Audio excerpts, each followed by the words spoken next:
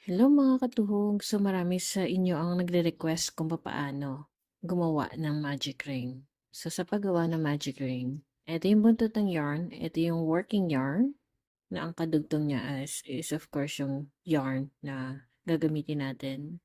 So ipapaikot natin dito sa daliri. Pag ganyan siya. Ganito dapat siya nakapaikot.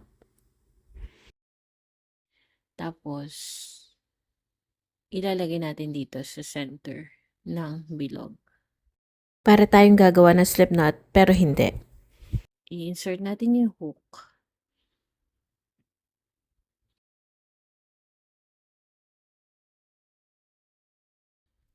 Hihilahin natin yung yarn dito sa kaliwa.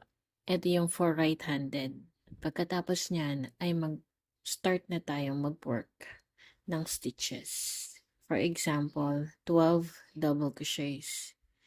Yung chain 3, mag-count ng 1 double crochet. So, gagawa pa tayo ng 11 double crochets.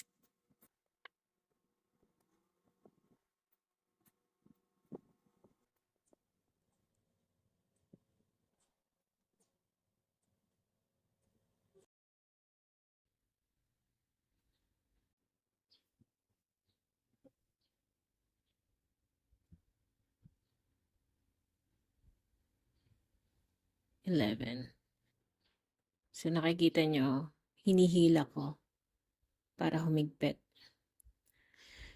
So, once meron na tayong 11 double crochets at dito sa round, chain 3 ay mag-count as 1 double crochet. So, hilahin na natin itong buntot ng yarn. At ganyan lang siya. At pagkatapos, to end the round, slip stitch natin dito sa first double crochet natin na chain 3. Like and follow for more quick tutorials.